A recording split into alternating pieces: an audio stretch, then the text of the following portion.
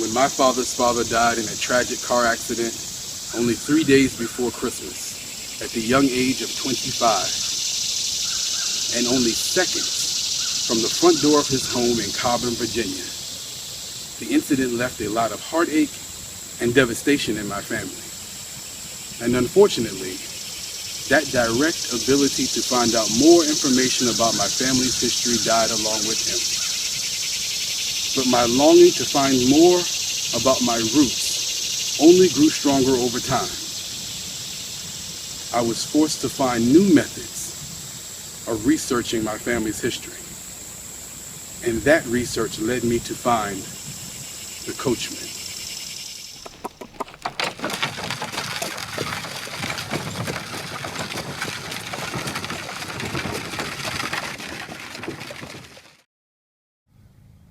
Coachman, Virginia. This is where my family has called home for over 180 years. From slavery to the present. It can be difficult to find on a map, but it's here, and it has a deep history.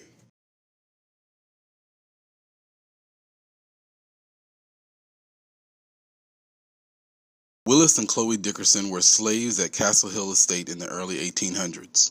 When their owner, politician Thomas Walker, died, he passed his land and his slaves, including Willis and Chloe, on to his son, Virginia Congressman Francis Walker. Thomas Walker built, and see that when the place was open to the public, one was the wool building, the brick building I think was the smokehouse. That far building, I don't know. Some of these things were pre-revolutionary, and then I gather that there were other rows, and what the deal was is the slaves who worked in the house had their dwellings up here in this area, but up against the mountain, and I don't know whether that present fence line or farther back. It's hard to tell how the woods and mountains have changed over the years, but the restless slave dwellings were there at the foot of the mountain.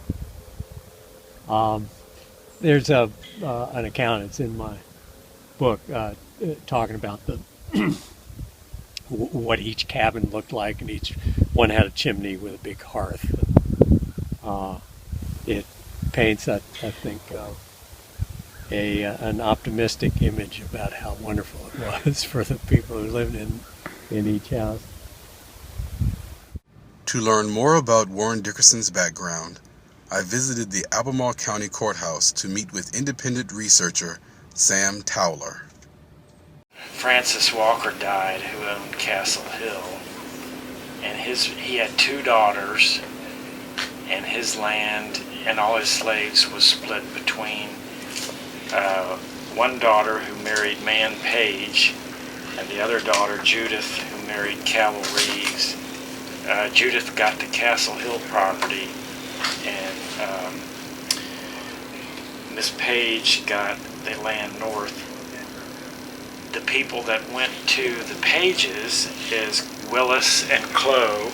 Willis and Chloe Dickerson moved to Turkey Hill Plantation, now called Old Keswick, in 1816 during the division of Francis Walker's property.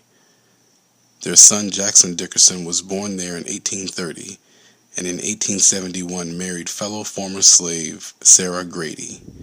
This property is just walking distance away from where my family still lives today. There was a list of Man Page's slaves in 1850-something when he died, and although Willis and Chloe are not on that list, there is a person named Jackson on the list. Jackson Dickerson is at these 2 pages right after the Civil War, and we know his parents are Willis and Chloe from his marriage license. That was in 1871, and sure enough, we saw Willis and Chloe on Francis Walker's slave list. We know that he was at the Pages. Jackson and Sarah's daughter, Columbia Jane Dickerson, worked for a Caucasian store owner named Ashley John Bell, and the 2 had a child, It is unlikely that the relationship was consensual, but she bore a son, Warren, at the age of 17. I wanted to know more, so I'm visiting my father as well as my cousin Alice to see what they remember about my family's history. From what you've heard from people, who is Warren Dickerson's father? I was told as a child Warren Dickerson's father was John Bell. To your knowledge, who is Grandpa Warren's father? As far as I know, Mama told me he's a Bell. His name was John Bell. At the Cobb Ham store.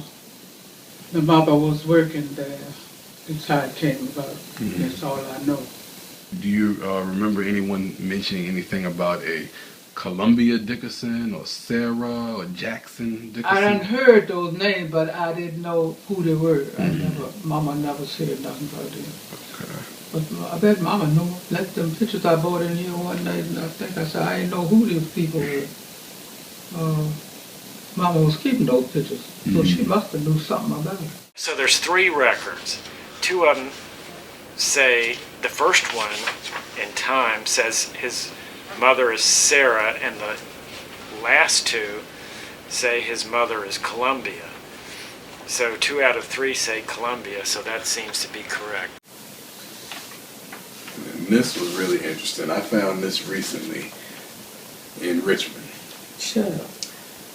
This is Warren and Polly's marriage record.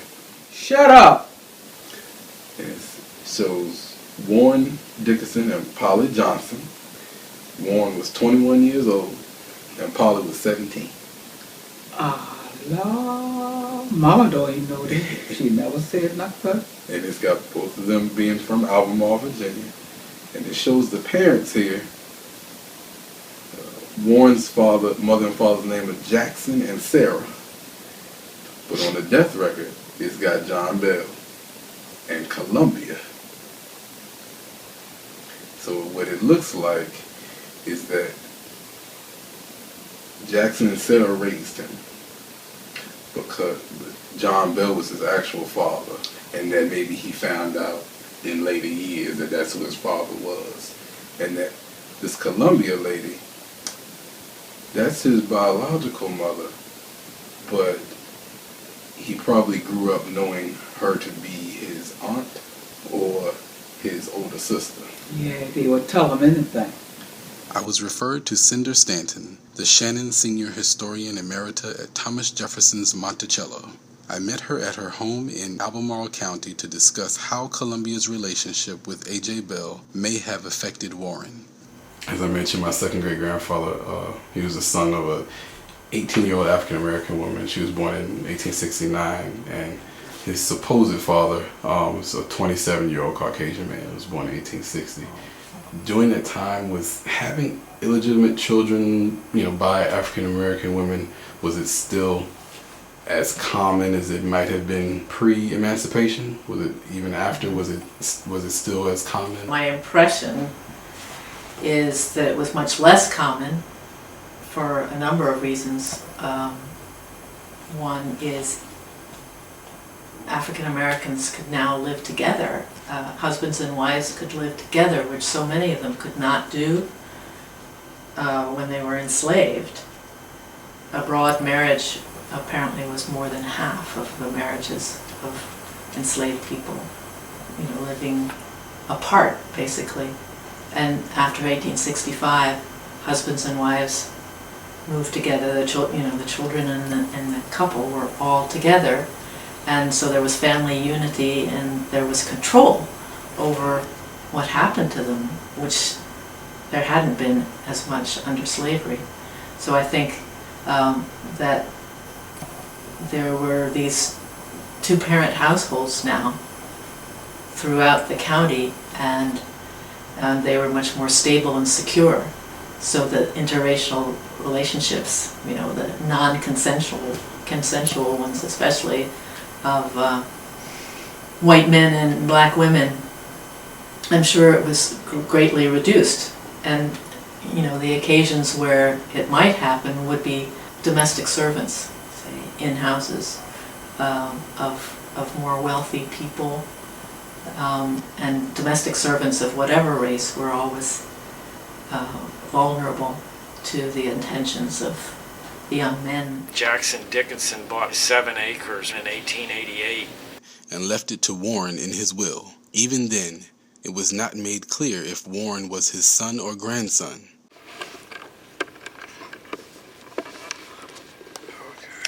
So this is Jackson Dickinson. Sound mind. Make this my last will and testament. At my death, pay all my bills. Leaves his wife, Sarah Dickinson, all his estate, both real, personal, as much. Like I said, he owned 7 acres. For her natural life, and at her death to Warren Dickinson. So it doesn't say whether, it doesn't say to my son Warren Dickinson, to grandson, or whatever. Right. But anyway, Warren Dickinson. Warren's uncertain identity led me to wonder where most slaves and their descendants got their names. How did most African Americans typically gain their surnames? Were they typically always from slave owners, or did a lot of people change their names or pick a name after emancipation? In the cases where, and they were awfully numerous in slavery, where there was no father, the relationship might have been with a white man of some sort, then there are various reasons for taking a surname. And I found in my research, sometimes they'll take the name of their mother, sometimes the father, and sometimes just a completely different surname of their choice. As far as I can tell, every enslaved person had a surname from way, way back, as far as their family went back. If you look at something like Monticello, where we know a lot of the surnames now, nobody had the surname Jefferson. The surnames go back to, generations before. They're passed down in the same way that everybody else passed down their surname. So I would say that most people took the surnames of their parents, particularly if they had 2 parents. I think in 1865, when you suddenly see, you see last names in the 1870 census and other places, I think those surnames have been there for generations. I would say in Virginia, there was, people hung on to their connections to their family members and ancestors.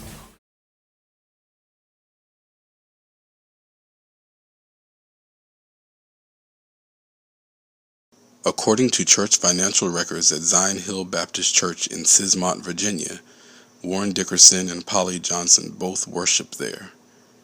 They married in 1907 and had 2 children, Harry and Elizabeth. But on September 2nd, 1913, at the age of 23, Polly Dickerson died from a heart condition caused by rheumatism, leaving her husband to care for their young children. She is buried in an unmarked grave at the church graveyard. On Warren and Polly's marriage license, it shows that he worked as a butler, but Warren was already making huge advances in his career. His World War I draft card shows that by the time he remarried in 1915, he had obtained the position of coachman, one of the most prestigious occupations at Edgewood Estate, for wealthy landowner George Barclay Reeves. While most of the black workers on the estate were hauling hay, caring for and slaughtering farm animals, and working in the fields or gardening, Mr. Reeves thought highly enough of Warren to trust him with his most precious passengers.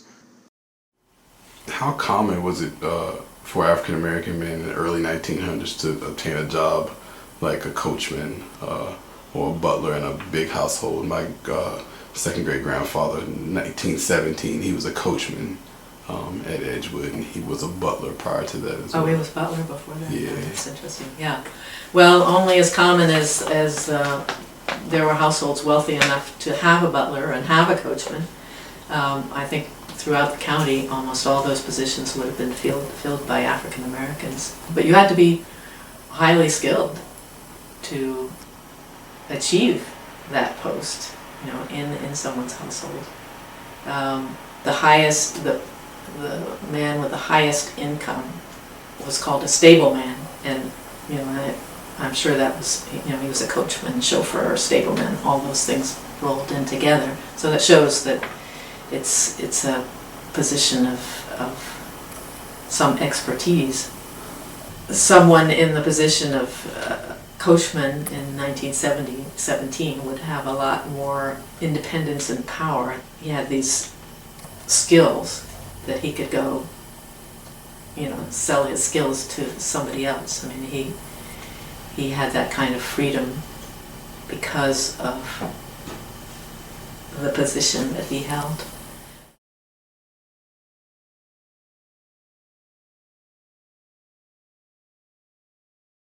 The Great Depression marked an unfortunate turning point in the life of Warren Dickerson. Edgewood Estate began to cut down on expenses, and that, along with the growing popularity of the automobile, caused Warren's job to become obsolete. He lost his land to back taxes, so in search of work, he moved his wife Virginia and daughter Catherine to Philadelphia, as many did during that time of the Great Migration. The 1930 and 1940 federal census records show him working as a janitor at Venango Hall Apartments, where they lived.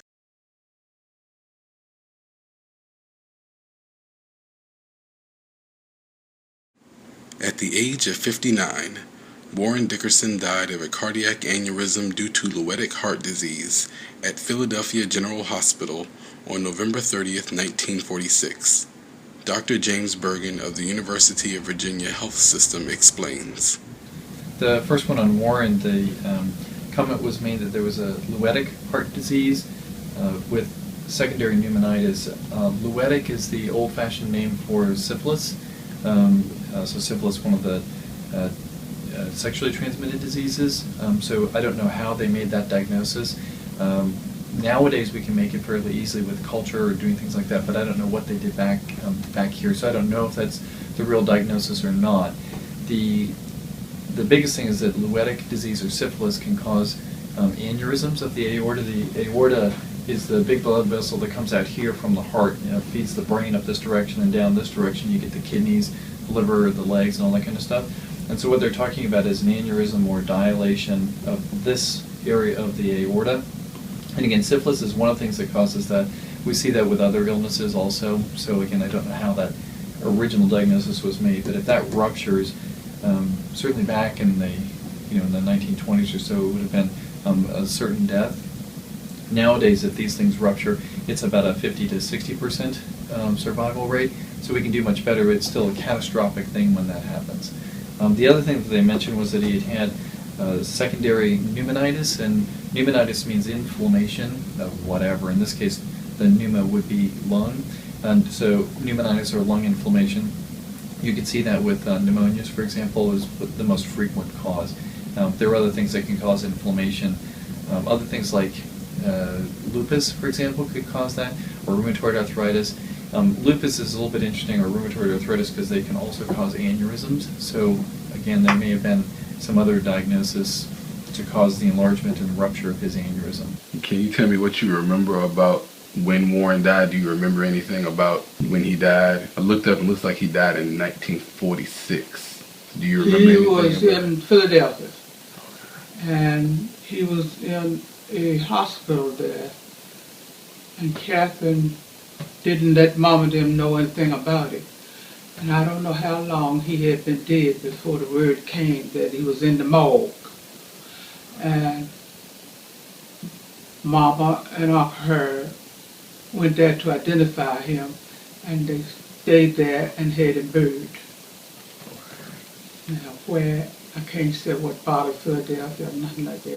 Warren is buried in an unmarked grave in Eden Cemetery just outside Philadelphia, Pennsylvania. the nation's oldest burial ground for African Americans, which exists solely because Caucasians at that time protested them being buried in their graveyards. Professor of Humanities at Sweetbriar College in Sweetbriar, Virginia, Dr. Lynn Rainville explained the difficulties with integrating graveyards. Not everyone realizes that not only did Jim Crow segregate blacks and whites in life, it also segregated folks in death. So going back historically, enslaved people were usually buried in cemeteries separate from their white owners, so they were segregated. And then as you move forward into Jim Crow and after emancipation, certainly in the South, most cemeteries were segregated. Certainly almost all public cemeteries were segregated, neighborhood cemeteries were segregated, church cemeteries were segregated. And that continued long after desegregation and the civil rights movement, in part because it's not like a living neighborhood. You do have to wait till people die. It's not like anybody's moving. Okay, what grave was it? I know 199. Grave 1. Grave 1, okay. Lewis, an employee of Eden Cemetery, was kind enough to measure out to Warren's public grave, where he is buried alongside 9 others.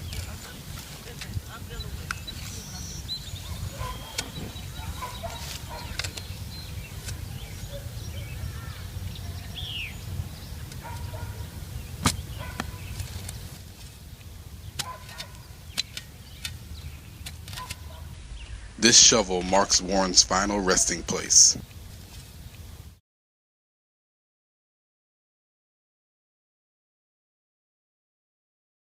Warren may not have left behind any money or land, but he did pass on a wealth of love to his family that his own father had never given to him or to his children, Harry, Elizabeth, and Catherine. I met with author and historian and longtime family friend Barclay Reeves. Can you tell me the story that you told me about what my Aunt Elizabeth told you about when she was the little girl going to the Bell store? Well, as best I remember it, she said that she and her brother Harry were in the car, and they were at Bell's store. I guess they were either with Warren or Polly, with their father or their mother. And Mr. A.J. Bell walked out, looked at them.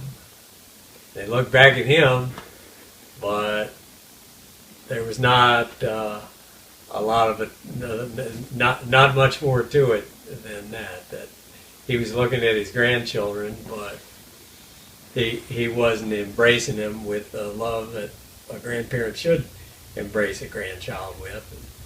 And that's about all I remember about the story. It's not a great story for him, but anyway, these things are in the past, and we cannot know what was in everybody's heart. Did Aunt Elizabeth or Granddaddy Harry ever tell you anything about John Bell as a kid, when they were little, about any experience they had with him or seeing him or anything? Never did. People did talk about white folks that much in time. I don't know if they were scared or what. Mm-hmm. Do you remember anything about Warren Dickerson when you were little? Did he come around a lot? Yeah. You know anything about it? When he would come from Philadelphia to be there at Mama's house with them, I was a little girl, and he would have a jar, white half-gallon jar, be sitting underneath the drop leaf table against the wall where the buffet is now, and he would be drinking something. And I remember being a little girl, they said, "What is that? What is that?" Mom said, "Go somewhere and sit down, and none of your business, you know." And then I realized as I got older, it was White Lightning. It was corn liquor. And he was drinking that with some soda or something. I don't know what he ate in there. But he would be sitting there drinking it. It's so much that you think back on years ago. And people were hiding from it. Warren's son Harry owned and farmed a piece of land adjacent to Barclay Reeves, grandson of Warren's former employer at Edgewood. The chimney I like the chimney. Yeah. It's made like that. With stonework, you can't fight gravity. You also see that it's pretty much just mud. Yeah. That was holding that together. A few more rocks come down every year. Really? Barclay owns the property now and remembers Harry fondly. Can you speak just a little bit about the property over here, when Harry owned it? Like, what did he use it for? What was it like? Harry loved farming, and you can see him now on that maroon tractor with the straw hat and the green shade. And for a while he kept Nellie, who was a black workhorse that he and Alec shared, that worked the garden, and it was one of them. I think it was either Harry and Alec had the horse, and the horse would only let one of them catch her, and I forget which one, and maybe somebody remembers, but horses can be like that. Now, once you caught her, a horse worked well for both of them. One of them could catch her and the other couldn't, is my recollection. I think he kept cattle on the place, but then he also grew corn and potatoes and had a big garden there. And he enjoyed that property, and I try to enjoy it now. Harry and his wife had 5 children. Their son Lorenzo Horace was my grandfather. He and Alice were great friends as well as cousins. What do you remember about Horace when you were growing up, when you were children? I don't know, just we would go pick huckleberries and things like that, but I don't even remember where. Mm-hmm. Grandma would take us out in the woods and places, picking huckleberries, picking strawberries, getting over the fence and under the fence, and right by Lisa's house now, a road went down there, and then it turned to the left, went down a little ways, and then you went to the bottom of the hill, and there was a spring there, and a spring box. Mm-hmm. You don't know nothing about that. Mm-hmm. And people that live by would put their butter there, because see the cool water, then chemical, and the milk. And then a little ways over was a stile. You know what a stile is? No. A stile is, okay, there's a fence that you can't get over because barbed wire, they built a step through it so you could go up one side, get over and go down the other side. Oh. And that was, we call it a stile. I don't know, I guess it was. Anyway, that's where you would go there. And one time we went to the spring and got what they call crayfish or crawfish, mm-hmm. and brought them up to the house. Mama said, take them back down there. They would keep the spring clean. Put them back in there. We would walk through the backwoods going to school, and over the hills and slopes, and the place over there was called Reeves, where the great barber is now. But you went over those hills over on the other side. We walked through there. And there was a building there with Mary and Joseph and the baby in the arm, and a spring was in there. We wasn't supposed to go in there, but we go in there and close the door. But we never drank any water out of there. Before we got to there on Uncle Harris Lane, there was a vein in the road that would pop up and the water would come up out of the vein. We'd take a sheet of paper and make a paper cup and catch the water and drink water from the vein. It was nice. That was in the evening when we were coming from school. Lorenzo Horace Dickerson was tragically killed in an automobile accident on December 22, 1957, at the young age of 25, leaving his widow devastated and with 2 young children and another on the way. What do you remember about your father? Actually, I wouldn't remember anything because Mom was pregnant at the time he died. 3 months pregnant. 3 months pregnant. I remember very little because I was about 3 years old. I don't remember very much. I just kind of remember him coming into a room when we lived at the old home place. I do have a little bit of sense of that. I remember him picking me up. But that's about it. I have no memory. I was told that he carried me around with a pillow. I remember coming upstairs in the old home place. And stuff like that. That's about it. And things like that. Very little. We were so young. Right. I was the oldest. I was only 3. So did Grandma talk about Papa a lot growing up? Probably. She used to tell us about him a lot, talking about him a lot. One story Mom told us, I don't know if they still remember, but I remember all this story, that she would play a trick on our father, like when he gets off of work to come home, and it had snowed, and she had Lorenzo, so she would take Lorenzo and take him outside and back, and, have his clothes all on, set him in the snow, and then wipe snow all over his hand, and then go back and holler act like she's cooking. And when he gets in the house, say, "Where's the baby? Where's Lorenzo?" "Oh, I don't know. I guess he's outside." That story. So he would go outside, and he would think he'd been out there for hours because hands would feel cold. He'd come back in the house all mad and stuff, and really get into an argument about that food. I just put that kid out there. I ain't gonna leave him out there all day. She would play little tricks like that all the time. And what do you remember about when Horace died?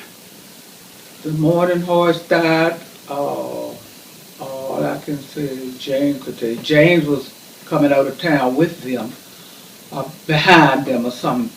And he saw the car when it went in the air and then went down over the slope. Do you know where the place is? No, I know it generally where it is. Oh, I'll let Vicky that show you. So was it close to the house that he rented? The house that he rented, yeah, it was close to the house. It's between the house he rented and the grape house. Okay. Yeah, right between them. And the car went upside down over, knocked the tree down and went over the tree. So they were trapped. Mr. Bird and him were trapped in the car over there. Do you remember how my grandma Ann took it? Or how the family, No, I don't remember about what happened. Did she ever talk about? Did she ever mention how she got along, or being what was she 22 or so when he died, and she got 2 I think kids? he got along from what she told me. He got along very well. They were very, very close, very much in love. So it was a tight relationship. He really respected her and loved her. You ever mention how it was to after he died, to raise y'all 3 by herself? Well, it was obviously that was tough. She worked 2 jobs for as long as I can remember. She worked 2 jobs all the time, but she always provided. She built this home on her own by herself. So she's a strong woman. She had a good faith, a strong faith, and she believed everything would be all right. And she always gave back. Always tried to help other people. I think the Lord looked out for her and blessed her. Sometimes she would go up to his grave and just sit by his grave late in the evening. Anybody would take it real hard, especially being that young and having 2 kids going on the way. Well, once it got an age where he could help, he was a tremendous help. Yeah, I cook for them. I discipline them too. Poor He tried to discipline us. Well, it was a hard time to discipline me and Linda. Because we would sit there and scheme on how we were going to get back at him. Yeah. We was kids. Ooh, boy, that was rough. Yeah. So Lorenzo has all these theories about how your father dying affected, well, mostly you did. Okay. How do you think it affected you? I guess it made me take more of a man role early age, at my early age, I didn't have time to really play like most kids because mom had to go to work. I had to be here with them and make breakfast and lunch. And when the water pipe broke, I had to go and fix the water pipe at home or the water pump or whatever had to be done. We had to do it. And certainly we weren't rich, so we didn't have a lot of money to go hire someone to do everything for us. So you had to learn on your own. So we learned how to do things, which was a blessing because now my brother and I, not so much Linda, but we pretty much can do just about anything around the home. We don't have to call a contractor all the time. Mm. Well, they learned from the other men in the community. Other men in the community help us. Grandfathers. Right, grandfathers taught us. And Uncle uncles. Right. They taught them a lot, actually. Right. They had to do for themselves. Man, at an early age, they were fixing the furnace. Yeah. When something happens with the well at very early age. Painting the house at an early age. You wouldn't think of a child doing it now. I painted this house about 12 years old. Because the house wasn't brick when it was first built. Mm-hmm. You had to paint it. What was it called? German cider? German cider. They needed to be painted. You had to get on a ladder and paint. And I don't think we helped you do that. And I did it all by myself. You did that early. Yeah, I was playing. That was early age. Cutting grass at an early age. I was probably somewhere fishing then. When I was younger. Yeah, he did a lot of fishing. He was fishing. She was playing with dog baby. Yeah. And I was painting by myself. I want to emphasize that by myself. Yeah. Yeah. And any decisions you made, you helped mom. Picking out cars and stuff. That's right. Addition on the house. Just like he was our father. And being the older child was what they did. Oh, I feel bad for y'all. I know what it's like to have a Yeah. Because he knows no wrong and he's on his way. His way at the highway. In your film, you have very properly what he lived through, talking about Warren Dickerson, and I can't begin to get my head around all the difficulties that he faced and that he managed to live through. But I was thinking that also you could look at it, what he lived for.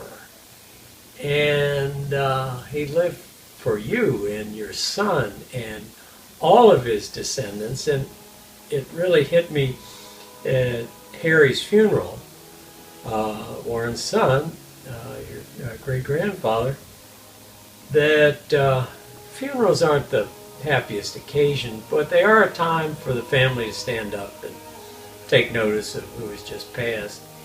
And at Zion Hill, at Harry's funeral, Reverend Johnson, that great voice, and the organist playing, "I am the resurrection and the life, saith the Lord," the service begins. "He that believeth me, though he were dead, yet shall he live. No one that believeth in me shall ever die." And at that point, the family all walks in. Well, there was a lot of family. This was a family anybody would be proud of, and I thought, this is biblical. This is like God's covenant with Abraham, saying, "I will make your descendants as numerous as the stars in the sky or the grains of sand on the beach." So Warren Dickerson had it tough, but he's got a lot of family to brag about nowadays.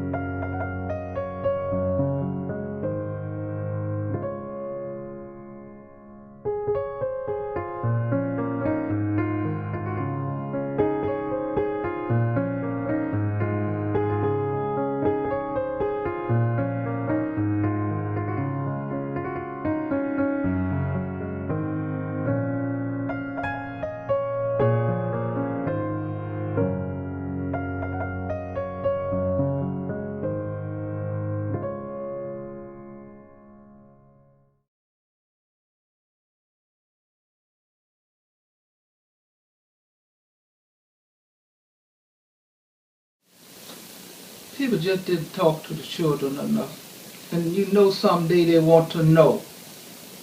They want to know.